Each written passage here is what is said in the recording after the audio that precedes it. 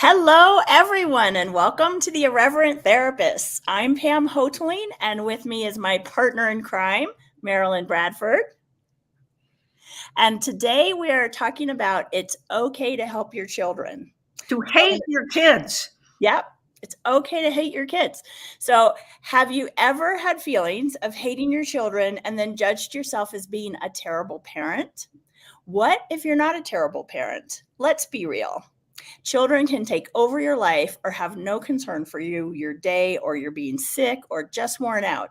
They can be demanding, complaining, throwing tantrums, messy, or just plain exhausting.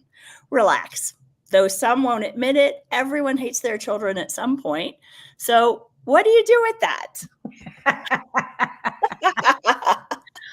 First, I think you have to admit it. Oh, dear. I have hated my kids at times. And maybe I'm not a terrible person. Well, I have a story, and this comes from before I was even a parent. So, I was a young adult, had a group of friends, some of whom were already married and had kids, and some of us did not yet have partners or kids or anything. And so there was several of the women were sitting around who had kids, sitting around talking about parenting, which is what you often do.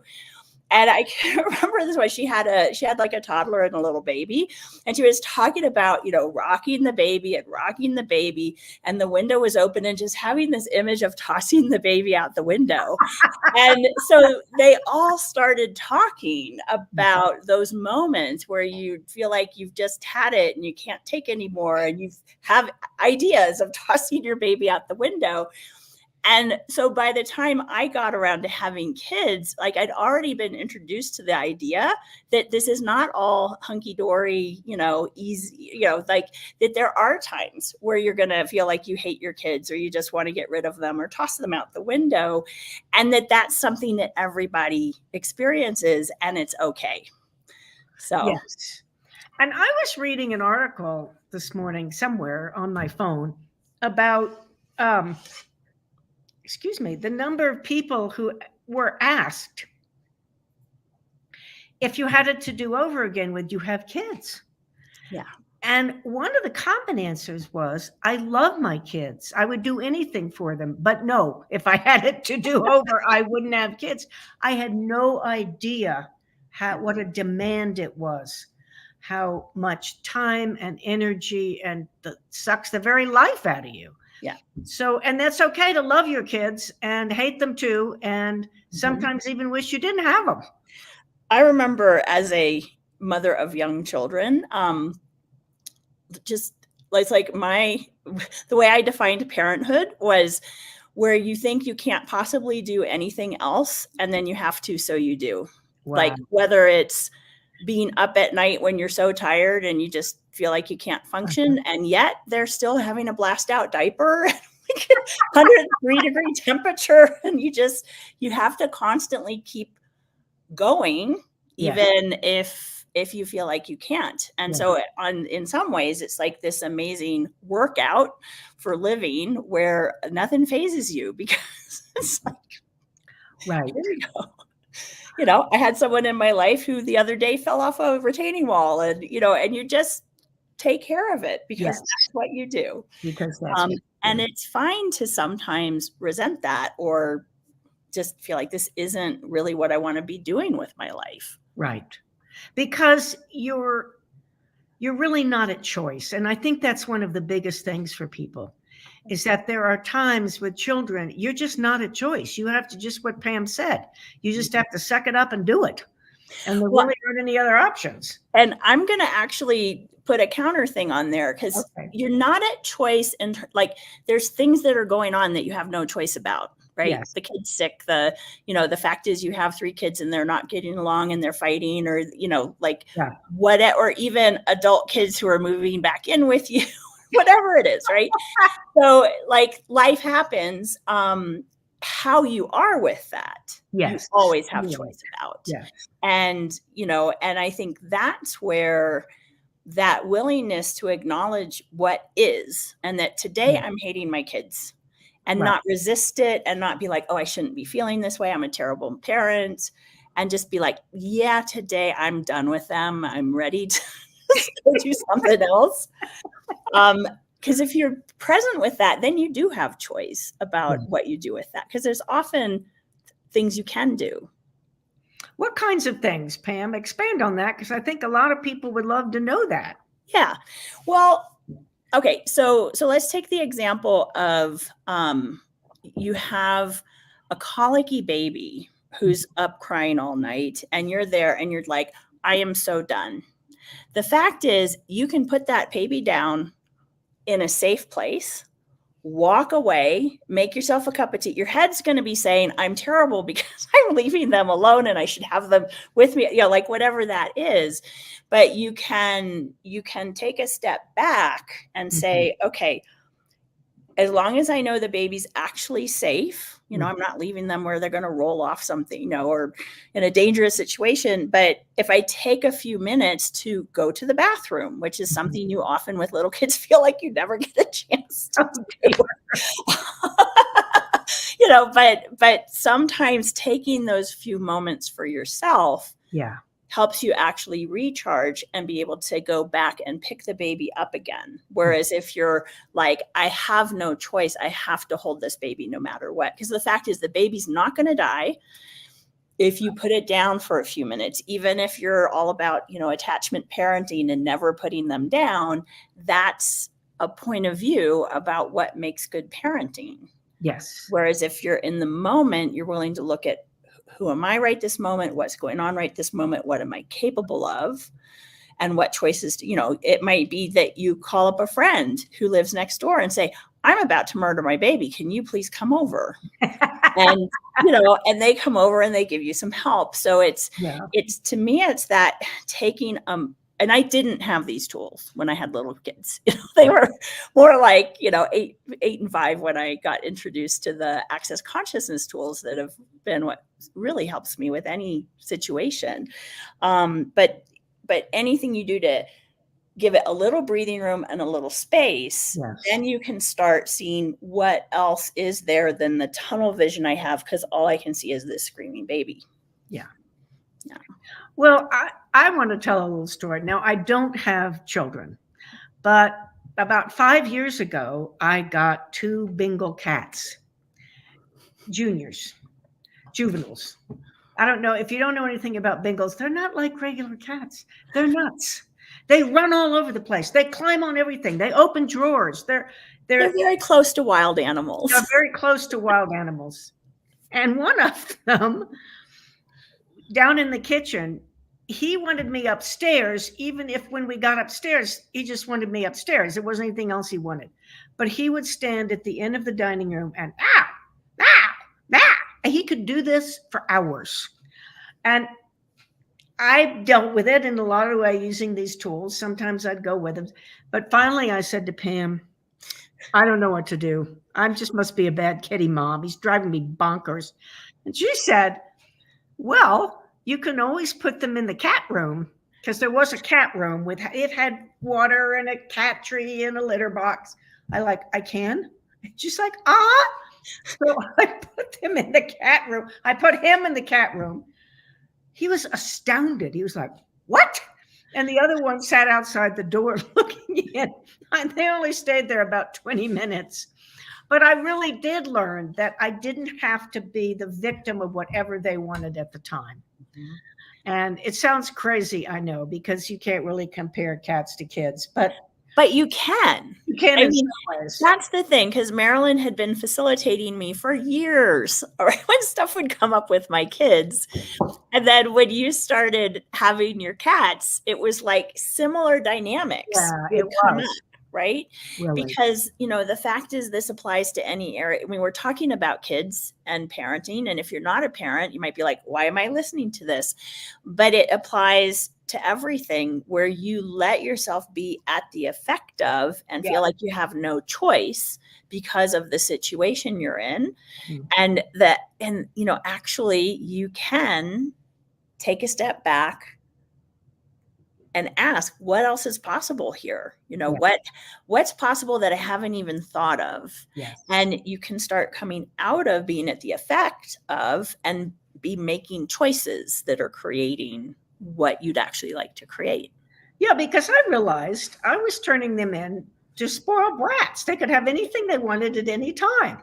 Because that was your job as a good cat mom. That was my job as a good kitty mom. And I realized, I mean, once I let them out of that, left the one out of the cat room, he was like, oh, there could be consequences to my behavior. Maybe. I don't know.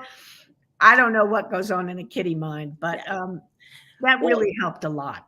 And Marilyn, what you just said, we were joking, saying, well, that's what, that's a good kitty mom, right? Mm-hmm. Is to do everything they want the moment they want it. Right. So that's a point of view, right? Yes. That's the point of view that to take care of my cats well, I need to be this and be this way and do this for them. And we do the same thing with human children.